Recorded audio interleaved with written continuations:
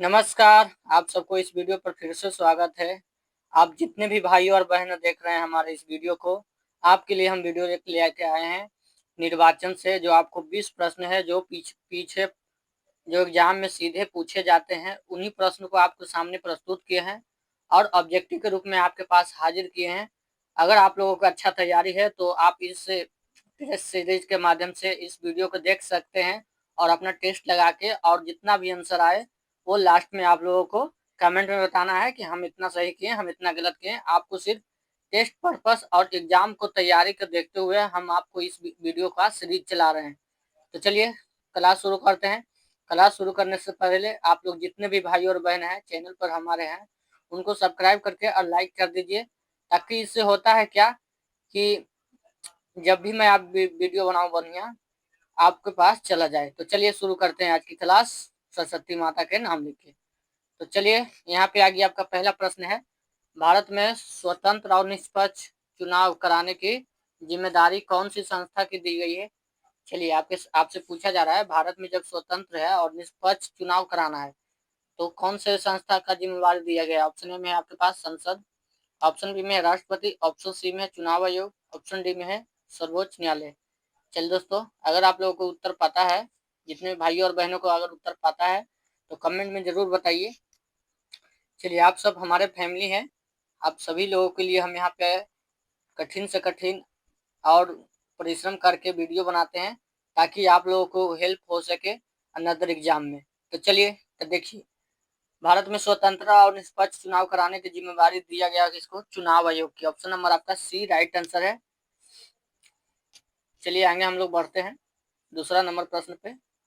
चलिए, यहाँ पे पूछा जा रहा है आपसे कि भारत में लोकसभा चुनाव कितने वर्षों में एक बार होता है। पूछा जा रहा है आपसे कि भारत में लोकसभा का चुनाव कितने वर्षों में एक बार होता है, बताइए। ऑप्शन ए में आपके पास 3 वर्ष, ऑप्शन बी में है 4 वर्ष, ऑप्शन सी में 5 वर्ष, ऑप्शन डी में है 6 वर्ष।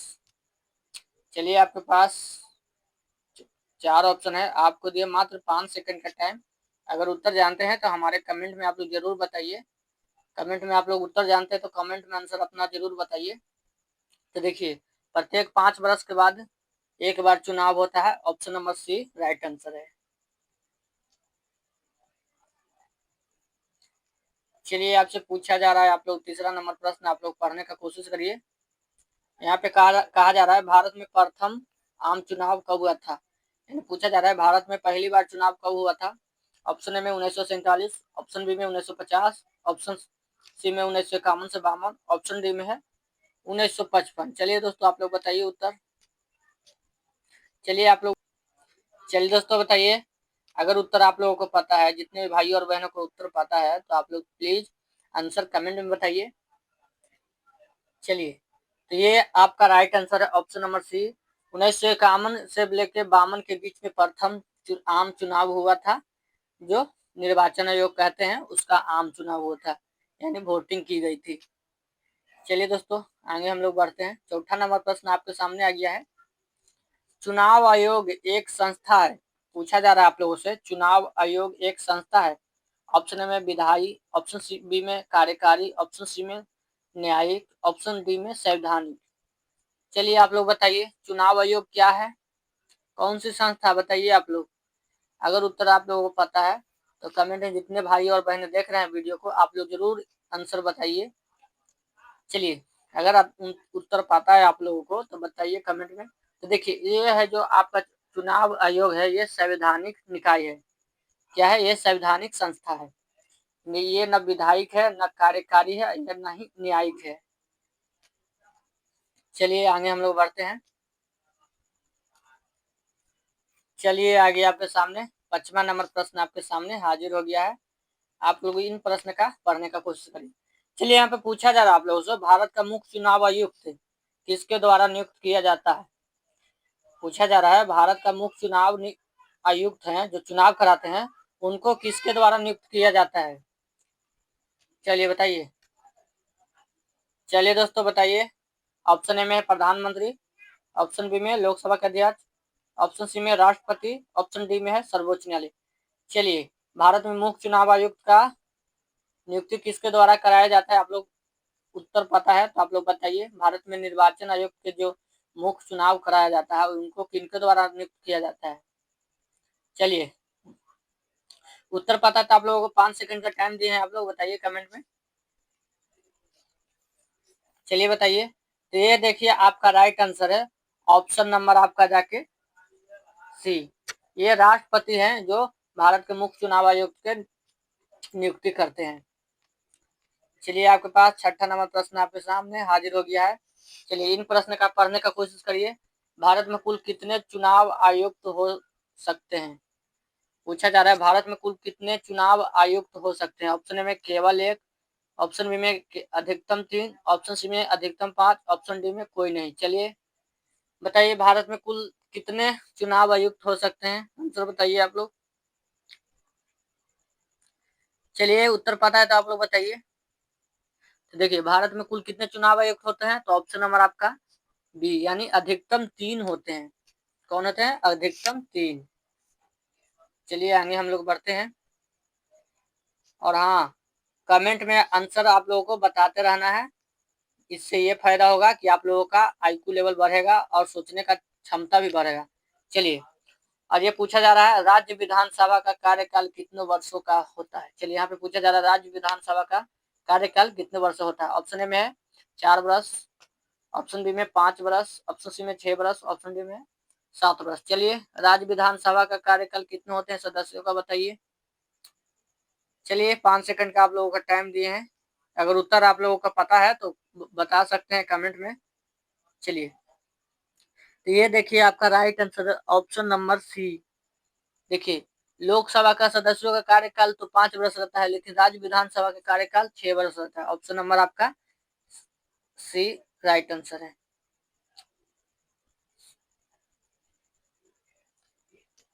चलिए आगे बढ़ते हैं हम लोग। चलिए आपके सामने आ गया 8वां नंबर प्रश्न। वोट वोट डालने की न्यूनतम आयु कितनी होनी चाहिए बताइए। वोट डालने की न्यूनतम आयु भारत में कितनी होनी चाहिए? ऑप्शन ए में 16 वर्ष, ऑप्शन बी में 18 वर्ष, ऑप्शन सी में 21 वर्ष, ऑप्शन डी में आपके पास 25 वर्ष। चलिए आप लोगों को उत्तर पता है तो कमेंट में उत्तर बता सकते हैं। चलिए चलिए आप लोग उत्तर बताइए कमेंट में। तो ये देखिए आपका राइट आंसर है ऑप्शन नंबर बी यानी 18 वर्ष रखा गया है। चलिए, वोट देने का अधिकार है जो 18 वर्ष किया गया है। चलिए दोस्तों आपके पास 9वां नंबर प्रश्न आ गया। चलिए 9वां नंबर आपसे पूछा जा रहा है। चलिए इन प्रश्न का पढ़ने का कोशिश करिए। वीवीपीएटी मशीन का उपयोग किसके लिए किया जाता है बताइए। जो वीवीपीएटी है मशीन है वो किसके लिए किया जाता है? ऑप्शन ए में है वोटिंग प्रक्रिया तेज करने के लिए, ऑप्शन बी में चुनाव प्रचार के लिए, ऑप्शन सी में मतदाता को वोट की पुष्टि दिखाने के लिए, ऑप्शन डी में है नोटा गिनने के लिए। चलिए दोस्तों बताइए। आपके पास 4 ऑप्शन है, आपको दिए मात्र 5 सेकंड का टाइम। वीवीपीएटी मशीन का उपयोग किसके लिए किया जाता है बताइए। जो वोट देते हैं वीपीएन मशीन उनका किस लिए किया जाता है बताइए आप लोग। अगर उत्तर पता है आप लोगों को तो बता सकते हैं। तो देखिए दोस्तों, ये वीवीपीएटी का मतलब है मतदान। ऑप्शन नंबर सी मतदान को वोट पुष्टि दिखाने के लिए किया जाता है। किसका उपयोग? वीवीपीए के। चलिए आगे हम लोग बढ़ते हैं। 10वां नंबर आपके सामने आ गया है। एनओटीए का पूरा नाम क्या है बताइए। एनओटीए का पूरा नाम क्या है? ऑप्शन नंबर आपके सामने ए में है none of the above, option number B में not on the agenda, option C में है national organisation of technical affairs, option number D में है नन ऑफ द एप्लीकेंट। चलिए दोस्तों बताइए।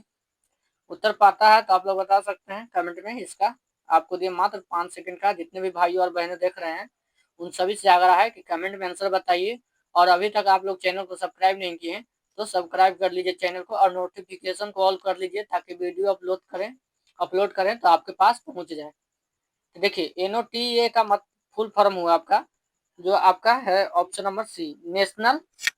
देखिए एन से हो गया national, national organisation of technical affairs, यानी नेशनल ऑर्गेनाइजेशन टेक्निकल अफेयर्स, ये नोटा का पूरा फुल फॉर्म हो गया। चलिए आगे हम लोग बढ़ते हैं, और यहाँ पे आ गया आपका आपके पास आ गया 11 नंबर प्रश्न। चलिए पढ़ने का कोशिश करिए। 11 नंबर प्रश्न, भारत में राज्यसभा के सदस्य कितने वर्षों के लिए चुने जाते हैं? पूछा जा रहा है भारत में जो राज्यसभा के सदस्य हैं वो कितने वर्षों के लिए चुने जाते हैं? चलिए बताइए आप लोग, आंसर बताइए। तो आपको जब चलिए बताइए दोस्तों, आप लोग उत्तर बता सकते हैं तो बताइए। तो ये दोस्तों ऑप्शन नंबर ए में है 3 बरस, ऑप्शन नंबर बी में है 4 बरस, ऑप्शन नंबर सी में 6 बरस, ऑप्शन नंबर डी में 5 बरस। चलिए आपको 5 सेकंड का टाइम दिए हैं, बताइए। तो देखिए दोस्तों, राज्यसभा और लोकसभा में लोकसभा के 5 बरस, राज्यसभा के 6 बरस। ऑप्शन नंबर आपका सी राइट आंसर है, 6 बरस। भारत में राज्यसभा के सदस्य कितने वर्षों के लिए रह सकते हैं? 6 बरस के लिए। चलिए आगे हम लोग चलते हैं। चलिए आपके पास 12 नंबर प्रश्न आ गया, हाजिर हो गया। राज्यसभा एक अस्थायी सदन है क्योंकि, पूछा जा रहा है राज्यसभा एक अस्थायी सदन है क्योंकि, बताइए तो क्यों है अस्थायी सदन, लेकिन लोकसभा है जो अस्थायी सदन है। इसमें कभी भंग नहीं किया जा सकता है, ऑप्शन ए में इसमें कभी भंग नहीं किया जा सकता है, ऑप्शन बी में इसके सदस्य आजीवन चुने जाते हैं, ऑप्शन सी में है इसके चुनाव राष्ट्रपति करते हैं, ऑप्शन डी में है इसे हर साल भंग किया जा सकता है। चलिए दोस्तों, आपसे पूछा जा रहा है, बताइए अस्थाई सदन क्यों है, अस्थाई क्यों नहीं है, पूछा जा रहा है आप लोग। अगर आप लोग को उत्तर पता है तो आप लोग कमेंट में बता सकते हैं। चलिए आप लोग से आग्रह करता हूं कि आप लोग कमेंट में आंसर बताइए। चलिए बताने का परहेज करिए। तो दोस्तों इसका राइट आंसर है ऑप्शन नंबर ए, इसे कभी भंग नहीं किया जा सकता, लेकिन लोकसभा को भंग किया जा सकता है, इसीलिए इसे अस्थाई सदन रखा गया और उसको अस्थाई सदन। चलिए चलिए दोस्तों, आ गया आपके सामने 13 नंबर प्रश्न। चलिए आपके सामने 13 नंबर प्रश्न हाजिर हो गया। पढ़िए पहले, चुनाव आयोग की स्थापना कब हुआ था? चलिए पूछा जा रहा है चुनाव आयोग की स्थापना कब हुआ था। ऑप्शन ए में है 1947, ऑप्शन बी में 1949, ऑप्शन सी में है 1950, ऑप्शन डी में है 1952। चलिए दोस्तों, आपके पास 4 ऑप्शन है, आपको मिलता है। जितने भी भाई और बहनें देख रहे हैं उनसे आग्रह है, आपको 5 सेकंड का टाइम देते हैं। इन 5 सेकंड में कमेंट में आंसर बताइए, चुनाव आयोग का स्थापना कब हुआ, जानते हैं तो बताइए। तो देखिए इसका राइट आंसर है ऑप्शन नंबर 1950 में चुनाव आयोग का स्थापना हो गया था, आपको पता होना चाहिए। चलिए आगे हम लोग बढ़ते हैं। और इस चुनाव आयोग एक बार बात सुन लीजिए हमारा, इस चुनाव आयोग द्वारा जो स्थापना हुआ था, तो ये 21 वर्ष के लोग ही दिया करते थे, क्या दिया करते थे? वोट। जिनको पास 21 वर्ष नहीं था वो वोट नहीं देते थे, लेकिन पीठासीन अधिकारी के सिफारिश पर इसे 18 वर्ष कर दिया गया, जो हम लोग वोट देते हैं 18 वर्ष के उम्र पर। चलिए आगे आपके 14 नंबर प्रश्न, कौन सा अनुच्छेद चुनाव आयोग की व्यवस्था करता है? पूछा जा रहा है कौन सा अनुच्छेद है जो चुनाव आयोग की व्यवस्था करता है दोस्तों। ऑप्शन में है चुनाव 320, ऑप्शन नंबर बी अनुच्छेद 324, ऑप्शन नंबर सी अनुच्छेद 356, ऑप्शन नंबर डी आपके पास है 370। चलिए बताइए कौन सा अनुच्छेद है जो चुनाव आयोग की सहायता करता है, यानी व्यवस्था करता है। चलिए दोस्तों बताइए, उत्तर पता है आप लोगों को तो बता सकते हैं कमेंट में, आप लोगों को मात्र 5 सेकंड का टाइम दिए हैं। चलिए आपके पास मात्र 5 सेकंड का टाइम है, आप लोग आंसर बताइए कमेंट में। तो दोस्तों इसका राइट आंसर है ऑप्शन नंबर बी, यानी अनुच्छेद 324 है जो चुनाव आयोग की व्यवस्था करता है। तो चलिए दोस्तों आगे हम लोग बढ़ते हैं।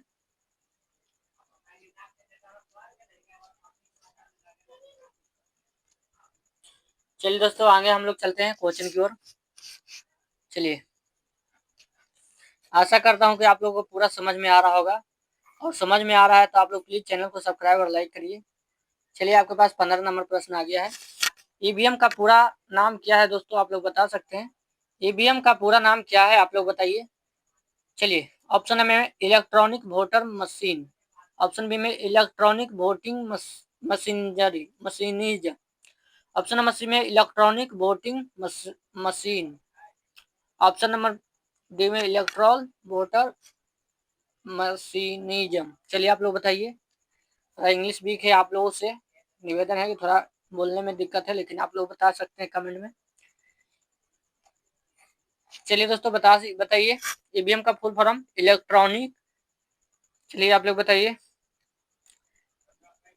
चलिए तो इसका राइट आंसर है option number C, electronic voting machine. यानी नहीं वोटिंग, देखिए वोटिंग कैसे लिखा हुआ है, नहीं वोटर नहीं होता है, तो ये वोटर भी कट गया, लेकिन इलेक्ट्रॉनिक मशीन होता है, मैनेजम नहीं होता है, इसलिए ये भी कट गया। और ले दे के आपका option number C right answer निकला। चलिए आगे हम लोग बढ़ते हैं। चलिए आपके पास 16 नंबर प्रश्न आ गया है। पूछा जा रहा है भारत में पहली बार ईवीएम का उपयोग कब से हुआ था। चलिए इलेक्ट्रॉनिक वोटिंग मशीन का उपयोग कब से हुआ था आप लोग बता सकते हैं। ऑप्शन नंबर ए में है 1982, ऑप्शन नंबर बी में है 1990, ऑप्शन नंबर सी में 1995, ऑप्शन नंबर डी में है 2000। चलिए दोस्तों आप लोग बता सकते हैं कमेंट में। आप लोगों को हम 5 सेकंड का टाइम दिए हैं। चलिए उत्तर पता है तो आप लोग बताइए कमेंट में। चलिए बताइए आप लोग। तो दोस्तों सबसे पहली बार ईवीएम का उपयोग हुआ था वो कब हुआ था, वो आपका राइट आंसर है ऑप्शन नंबर ए, यानी 1982 में ईवीएम का उपयोग होना शुरू हो गया था। चलिए आगे हम लोग बढ़ते हैं। चलिए दोस्तों आपके पास आ गया 17 नंबर प्रश्न आपके पास हाजिर हो गया है।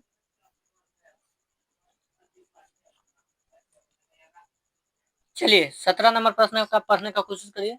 कौन से चुनाव में राष्ट्रपति उपराष्ट्रपति चुने जाते हैं। चलिए वो कौन सा चुनाव होता है जो राष्ट्रपति उपराष्ट्रपति चुने जाते हैं। ऑप्शन ए में प्रत्यक्ष चुनाव, ऑप्शन बी में अप्रत्यक्ष चुनाव, ऑप्शन सी में विशेष चुनाव, ऑप्शन डी में है अनुपातिक चुनाव। चलिए दोस्तों बताइए राष्ट्रपति उपराष्ट्रपति का कौन से चुनाव में चुने जाते हैं। चलिए आप लोग कमेंट में आंसर बताइए, 5 सेकंड का टाइम देते हैं आप लोगों को। दोस्तों इसका राइट आंसर ऑप्शन नंबर ये अप्रत्यक्ष, ये जनता के द्वारा चुन के नहीं आए जाते हैं, इनको चुना जाता है। जैसे हम लोग वोट देते हैं किनको, एमएलए को देते हैं, एमएलए को इनको जिताते हैं, वो अपने सरकार को, सरकार किसको बनाते हैं तो प्रधानमंत्री को। तो वही पूछा रहा जा रहा है राष्ट्रपति को कौन बनाएंगे, तो मंत्री के, संसद में जितने रहेंगे मंत्री उन्हीं सब इनको बनाते हैं, चुना जाता है। चलिए अप्रत्यक्ष रूप से। चलिए दोस्तों आगे हम लोग बढ़ते हैं। चलिए 18 नंबर प्रश्न आपके सामने हाजिर हो गया है। भारत में पंचायत चुनाव कराने की जिम्मेदारी किसकी होती है। चलिए यहाँ पे पूछा जा रहा है भारत में जो पंचायत है, पंचायत चुनाव कराने की जिम्मेदारी किसकी होती है। ऑप्शन में राज्य सरकार, ऑप्शन बी में केंद्र सरकार, ऑप्शन सी में है राज्य निर्वाचन आयोग, ऑप्शन डी में है सुप्रीम कोर्ट। चलिए आपके पास 4 ऑप्शन है, आपको दिए मात्र 5 सेकंड का टाइम। आप लोग अगर उत्तर पता है तो आंसर पता है तो कमेंट में जरूर बताइए। तो दोस्तों इसका राइट आंसर है ऑप्शन नंबर आपका सी, यानी राज्य निर्वाचन आयोग है जो पंचायत राज का चुनाव कराते हैं। ऑप्शन नंबर आपका सी। चलिए आपके सामने आ गया 19 नंबर प्रश्न। चलिए दोस्तों आप लोग बता सकते हैं, तो 19 नंबर पढ़िए पहले। किस चुनाव में एक व्यक्ति एक वोट का सिद्धांत लागू नहीं था। कौन से चुनाव में एक व्यक्ति एक वोट का सिद्धांत का लागू नहीं था। ऑप्शन में लोकसभा के चुनाव में, ऑप्शन बी में राज्यसभा के चुनाव में, ऑप्शन सी में ग्राम पंचायत में, ऑप्शन डी में नगर पालिका में।